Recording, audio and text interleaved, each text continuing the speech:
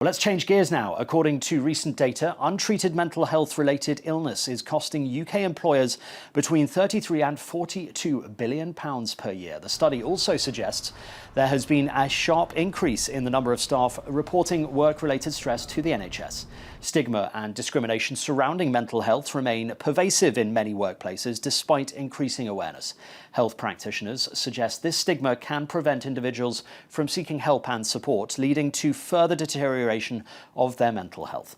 Well, for more on this, Juliana caught up with Minhal Bandali, the Musculoskeletal Director at the London Back Pain Clinic. Minhal Bandali, thank you so much for joining me in the Channel's Business Global studio. We're here to talk about something that I would say in some communities, particularly ethnic minority communities living in the global north, they do find it difficult to talk about, but it's something that we're seeing an increase of, especially since the pandemic. Do you think Britain does have an issue with mental health? Well, I can only speak from experience of what's happening in the cases that we're receiving in the clinic. There's been an increase of mental health cases, whether it's to do with fear, depression, stress, and anxiety. There's a wide range of topics that patients are coming to us to speak about. A topic that has increased over the last, I would say, year is probably, as you mainly speak about, as well, the cost of living. So there definitely has been an increase in mental health cases.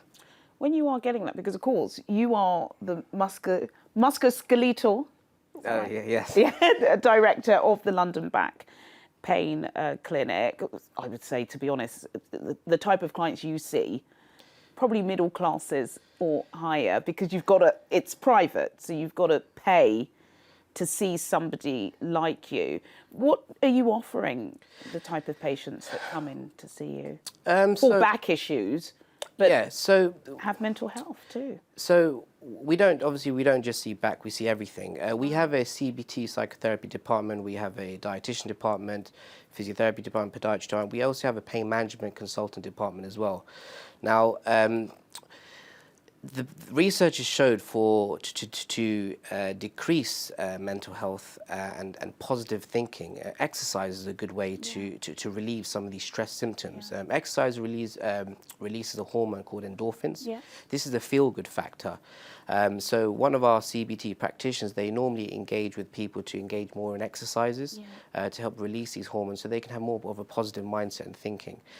We also interlink some of our caseloads together, so with physiotherapy, with psychotherapy and dietitian, because all of these researchers showed interlinking all of them has a positive way of thinking. I want to ask you more about lifestyle, because that's a significant issue. How does, your diet, exercise, sleep, injuries impact your well-being, cost of living? Yeah, it's a good question actually. So research shows that diet plays a big role now. A lot of people who eat more processed food, fats and sugars, are more likely to lead through the route through to depression. I'm not saying they will get depression, but they're more likely to lead through it. If you eat more of lean meats, fruits and vegetables, you're less likely to go through to the route of depression. We've seen a lot of cases in our clinic whereby the CBT psychotherapist will have some sort of treatment protocols, and they need that last final push to get through to the other side. We normally refer them off to the dietitian so they can increase their diet in a more healthier way. So it gets them over that last hurdle. So interlinking all these practices is actually shown to be beneficial, and we're very glad that we can provide this service. Absolutely. How do you think the portrayal of mental health in the media and popular culture shapes people's perception? Because again, I started off our discussion by saying that, lots of people in our community, they shy away from seeking help. But do you think it's because of, they think people say that they're mad? Well, as you know, 10 to 15 years ago, it was a very taboo subject, as you mentioned. I think nowadays the media is increasing their awareness of mental health. The Mental Health Day has been around for a long time, but it's now been shown more awareness. Celebrated. It's celebrated a lot more. Obviously, we have reality TV shows that have adverts on mental health before and after the shows to show that you can go and speak to people if you've been affected in any way. more people are now talking to one another, colleagues, families, work people, just talk about their stresses of day-to-day lives, which has been put more forward, and this is probably because of the media as well. So I think it's shown in a positive way. Do you think, because obviously you're able to have a bird's eye view on what's going on, do you think workplaces do need to offer support for people who are struggling? Toxic environments, of course, not great. Again, a very good question. So I'll answer this in two parts. We've seen a lot of cases come through because people are worried about their work environment.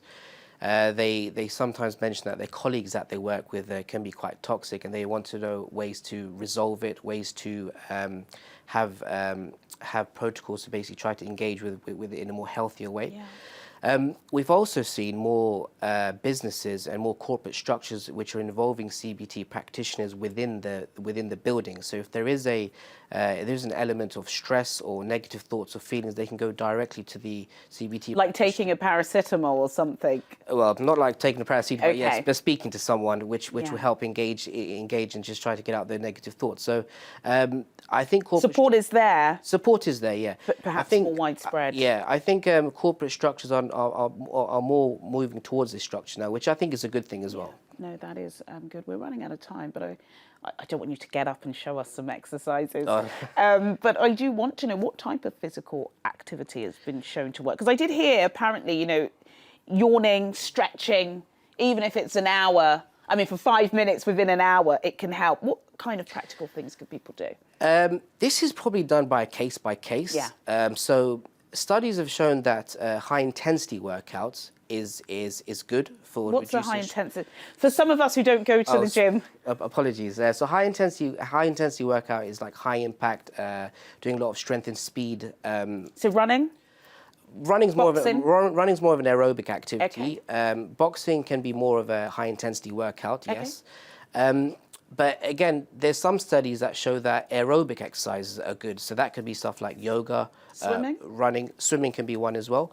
It's normally done on a case by case. Now, exercise doesn't mean just as in going to the gym and increasing your heart rate. It could also be done via meditation. It could also be done by exercising the mind from reading and writing. Wow. So anything that helps increase the positive mindset of the mind can be classified as exercise, and it's a positive way that research has shown to be good.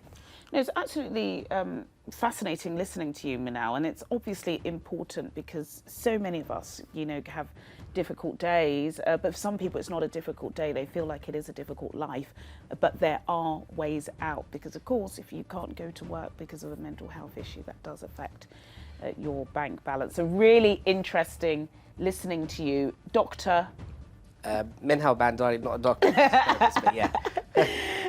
Really fascinating listening to you. Minhal Bandali, who is the Musculoskeletal Director at the London Back Pain Clinic. Thank you so much for your time. Thank you, Juliana, for having me again. Thank you.